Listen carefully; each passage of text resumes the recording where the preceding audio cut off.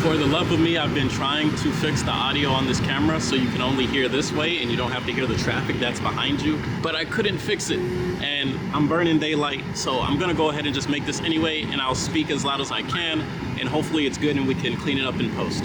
So today's video, we're gonna be talking about consciousness, right? We have 10 levels of consciousness. We're gonna go through 1 through 10. There's actually a lot more that goes into this. I'm just trying to make this as simple as possible. When it comes to consciousness, you have level 1 all the way to 10. There's actually 2 more above that, 11 and 12. We'll talk about those later. But what we want to focus on is trying to raise the collective awareness of everybody, because whenever we all raise our awareness together, life legitimately becomes better through many different ways. We'll start talking about the esoteric stuff later, but basically when more people start understanding that each one of us are each other, we start treating ourselves better. Whenever you harm somebody, you're basically harming yourself, and if you're showing love to somebody, you're showing love to yourself. That's how it all works. We're all in this together and we're all stuck in this paradigm, this bubble, this part of reality, and the only way to fix it, because as you guys can see around the world, stuff has been getting progressively worse, and that is by design. There are legitimately people at play that are working towards the downfall of our species. Whether they're from this planet, whether they're not, I'm not gonna go there. Separate videos. I just wanted to make this video to make it really simple, even though I know it's gonna be very difficult. So 1 through 5, these are the areas within the consciousness that are people that only go through the day-to-day. Level 1 being the lowest is the NPC. These are the people that don't think about much of anything at all. 0. So these are the ones that are going around. They really have just a lot of programming. They just do the basic functions, and if you ever talk to them and try and ask them something like, how was your day? They will say good, they will say fine. And then if you try and go beyond that, do you plan on doing anything with your future? They never thought about it. They don't think about it. That's not in their programming. So that goes from 1 to 5. 5 is around the time people start questioning their ideas about why they exist. Why do I live? What's the point of living? And they start asking all these other questions about God and whatnot. So around 6, this is when you get people that are not necessarily believing in God or accepting God, but those are the ones who still would like to be more helpful in general, be nice people, courteous people, right? Morality is very subjective, but there's a lot of us in general that just try and have a more positive moral compass, just try and be friendly to each other, right? Honor thy neighbor, be friendly, blah, blah, blah, blah, blah, blah. So around this level, what makes it difficult, because when you start getting higher, when your awareness gets higher, you start realizing that there is God, but the real thing is you don't have to try and worry about which one, right? A lot of us get caught up on which one, who is correct, and that is all an illusion. All of this in general is an illusion.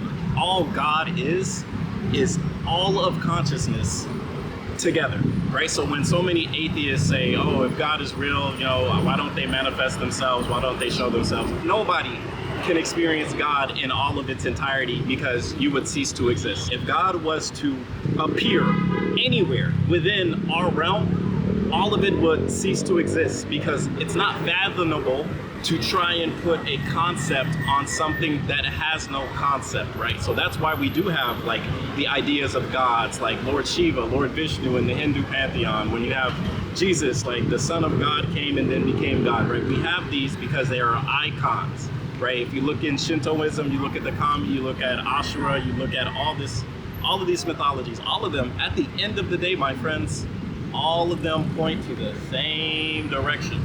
They point to the same direction. Go here, just be kind, do not sin, and move with God. That's it. That is the main thing.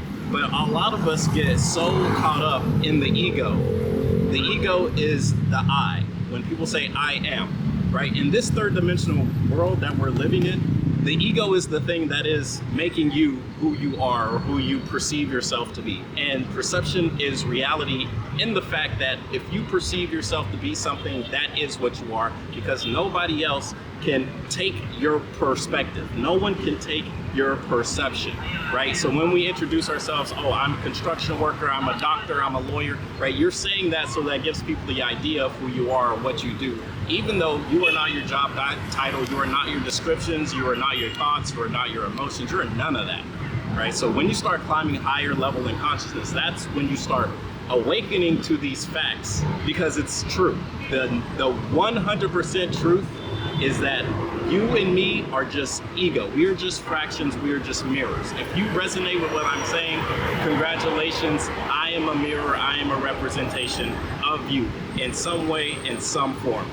Likewise, if you don't like me or like what I'm saying or like what somebody else is doing, they are a mirror of who you are, of your actions, whether you like it or not. You are looking at everything as a reflection of yourself.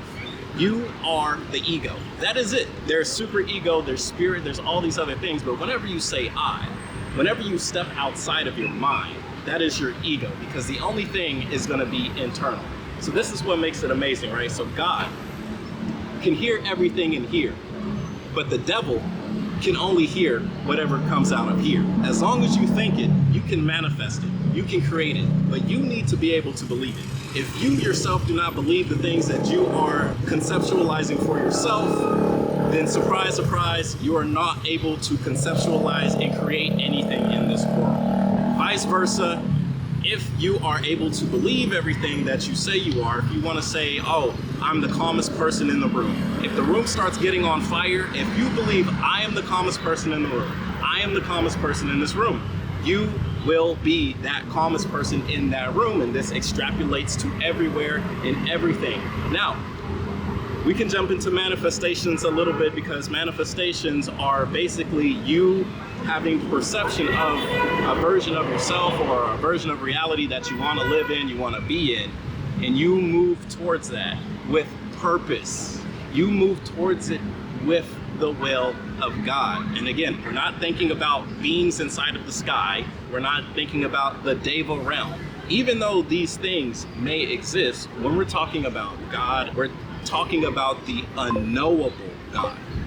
The unknowable God is something you cannot conceptualize. You can have an idea of God, and that is not unknowable God, because unknowable God is what?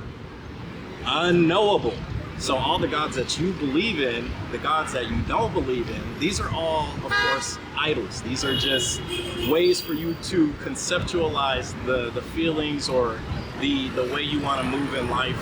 That is what those are for. When you have these statues of Jesus, of Mother Mary, when you have these statues of Buddha, right? Even though Buddha was a real person and Buddha told everyone not to worship him as God, some people still decide to do so because they feel it resonates with them becoming a more prosperous being in some form. Not to say it's right, not to say it's wrong, because wrong and right, good and bad, it's all subjective, even though there is that unknowable God that is having everything move in a certain way.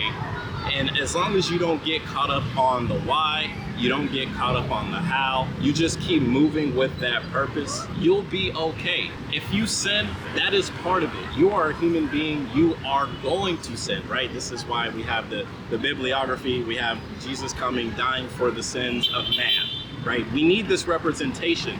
Whether Yeshua of Nazareth was real or not, which he most likely was, the thing that matters the most is that that being has already suffered, so me and you don't have to worry about that. Because if you look at the Old Testament, basically we'd be good thing we have the King James Version, the New Testament, stuff like this that says, yes, you have sinned, yes, you are born of sin, but you have been cleansed through Jesus. And Jesus himself says the kingdom of God is within you. So now we're talking about the Bible. So the Bible has been changed. The Bible has been altered, and there's many different tablets, there's many different items, there's many different scholars, there's many different things. Again, at the end of the day, all of them point to the right direction, but the thing is, when Yeshua of Nazareth was here, he did have people conspire against him. We know this. Judas is one of them, but essentially the church conspired against him because Yeshua was teaching everything about prosperity. The kingdom of God is within you. When you start to meditate, which you learn in Buddhism, you will be able to find this inner peace, but the inner peace is you reaching the very bottom layer of the universe, the very bottom of understanding absolute entirety of everything, which is everything is nothing. Nothing is everything. If everybody was to wake up in this world and realize that, the only theory I have is this entire world would just cease to exist. It'll turn into something completely different, and I'm not sure what. Maybe it'd be a ball of light, or it'd be a ball of nothingness, right? And nothingness in itself, because a lot of us think nothing is like black. If you walk into an apartment and it's unfurnished, you can say there's nothing in the apartment, but that is not nothingness within itself, because nothingness is not something that any human being can conceptualize. You cannot have the idea of something that is nothing, because if you try and envision nothing, you're going to envision something. If you're envisioning something, you're not envisioning nothing. It's not possible. It's not a thing anybody can do. So nothingness and nothing within itself is what would happen if everyone was to understand, fundamentally understand, not intellectualize, but to experience, because at the end of the day, this is the human experience, not the human intellectualism, okay? You can read all the books you want, you can watch all the YouTube videos, hear all the podcasts, and you can learn, literally, everything is one with the universe. What does that mean? Everything is one with the universe. Each one teach one. Everybody and everything is all together the same thing. Everything is everything, everybody, everyone. We are all mirrors of each other, but we are all one. That is the deepest meaning of we are one with the universe. But to know that and experience that are two different things. You can experience this through deep levels of meditation that are very, very difficult. That takes a very, very, very long time. I myself just finished 5 days of Vipassana. I decided to leave early because at the end of the day, when we're gonna find this nothingness or find all this stuff, it's up to us to really find it. I think Vipassana is amazing because it gives you the ability to experience that on a smaller level, but it really takes dedication to yourself and dedication to that spiritual journey to truly awaken that. And that spiritual journey can take you anywhere. It can take you everywhere. And that is part of God experiencing itself. And then, of course, there's going to be people asking questions. If God is so good, there is love. Why is there evil? Why is there bad things? Why are there bad people? Again, do not get caught up on the why. If you get caught up on the why, it's going to lead you absolutely mad, because as we have seen, look at P. Diddy. Prime example of people doing evil. There are people in this world that have said in their music, said in their movies, said in their writing, there's esoterics everywhere. Look around the city, look how the city is from high up. Look at Detroit Airport. There are people that legitimately do things for power, and doing things for power requires you to sacrifice your grace from God. There are people that purposefully know of God and they will blasphemize God. They will get rid of God. They don't want that. Why?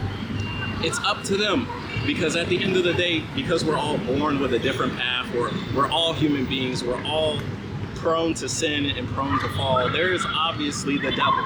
If God exists, the devil exists as well, which makes sense. If you have the matter that is God, everything that is God, of course there's going to be an anti-version of that. Why God lets the devil exist, I don't know. That's something you gotta ask God. But at the end of the day, we're all in spiritual warfare. Whether we realize it or not, whether you want to accept it or not, whether you want to have your own theory on it, blase, blase, blase, blase. I'm not here to say I am the end all be all to the information, to the power at play. I'm just here giving you, from my personal experience of traveling the world, from all the teachings, from all the masters, from the studies that I've intellectualized and experienced for myself.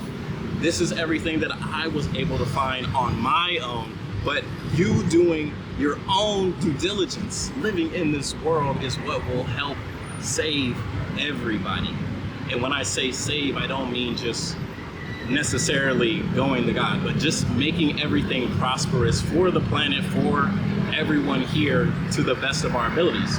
And it starts by raising consciousness, raising the awareness of everybody here. Because if our awareness is at a 4, even though my awareness may be at an 8, it doesn't matter because everybody else's awareness is low, right? So this is when we get into the Buddhism, the Bodhisattvas, right? There are 3 schools of Buddhism. The first school is dedicated to having enlightenment for the single person, the single being. That one person that goes to the monastery, meditates for years on end, becomes enlightened, and then they go into enlightenment. Second school of Buddhism is the same thing, except they do not fully go into enlightenment because they want to have enlightenment for all beings. Because when you become enlightened, that's when you understand that we are all one. So if we are all one, your ego has to go. You would want more people to become more enlightened so we can all experience this enlightenment. That's number 2. Number 3, that works on becoming enlightened in this lifetime.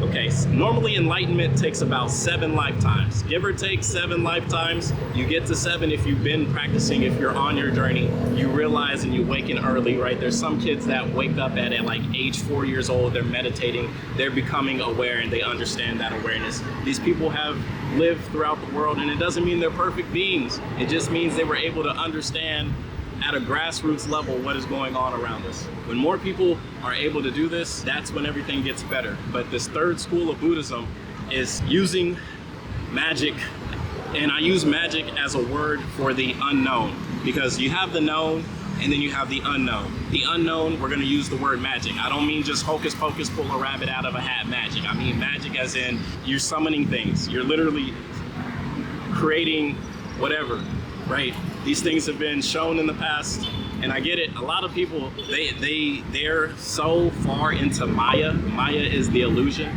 This illusion, they think that this is the all-encompassing. This is not. This is from the demiurge. And the demiurge, we're gonna go back to the Bible a little bit. So the demiurge is basically Yahweh, God, the God that people imagine. Whenever we are imagining God, at least from a Bible concept, that is the demiurge, and from a Gnostic concept, which is a mix of the Bible and Judaism, which you get Gnosticism, which actually got destroyed from the people that were worshiping the normal Bible. They destroyed it because they thought it was blasphemous to even think of God to be not the real God, which is why there's the demiurge, the God that has the Maya, that has the illusion of the world as it is, the distractions, the pings on your phone, that everything that is keeping you away from awakening yourself in your spiritual journey, all of that is from the demiurge. And then you have the unknowable God that is beyond that. I'll make another video about that entirely because there is so much that goes into it, and this video is already almost 20 minutes. So there's a lot of resources. Again, the ego, that is just I, that is us. You can find that information using Carl Jung. Carl Jung is one of the many philosophers, but that's one that really gets the ego down, talks about who we are, talks about the superego, talks about all this stuff that you can intellectualize. You can read it and then you can intellectualize, and then it's up to you to look at yourself in the mirror, legitimately look in the mirror and try and figure out who you are, because you are not your name, you're not your thoughts, you're not your emotions. You are observing the universe as it's going. You're observing everything and you have your own perspective, and when you're taking that perspective, whole encompassness of reality, and then you show it through your lens, that is your ego. But you are beyond that. You have the ability to meditate, sit down and think, wow, my mind is going crazy. Wow, my mind is thinking of this song. But that is not you. That is just your monkey mind doing monkey mind things. And that's the 20-minute mark. So I don't want to leave you guys watching a long-ass 30-minute video. So we'll leave it here. This will be like the introduction into everything. There's a lot to talk about when it comes to all of this. And I've studied and practiced this. This is what I continue to do and will continue to do, because that is me fulfilling my purpose. God has blessed me because I have accepted God. When you start accepting God, that's when you go from the 7 in the consciousness into 8. When you accept God, and it doesn't mean accepting the demiurge. It doesn't mean accepting dogma. It doesn't mean accepting somebody else's rules. At the end of the day, God is that intuition. That is how God reveals itself. It's through the, maybe I should do this or maybe I should do that. And whenever you start following these things, that's when God will reveal itself more. And then that's when you yourself have to choose to either accept God. And accepting God, honestly, is pretty difficult, because that means your ego is not allowed to really do whatever the ego wants to do at all times. And the ego only cares about the ego. The ego does not care about the spirituality. It doesn't care about all that. The ego gets fed from the demiurge. It gets fed from this world of illusion. Look at everybody that wants to be fake rich. Everyone buying the Gucci bags and all this stuff, but they can barely afford to pay rent next month. They buy this as a status symbol, when again, we are all one. It's a lot to take in, my friends, but I will be explaining it more and more as we go. Thank you guys for watching. I hope you enjoyed it, and I hope it helped. There's a lot going on. I got a lot of stuff to make. I got a lot of stuff to create.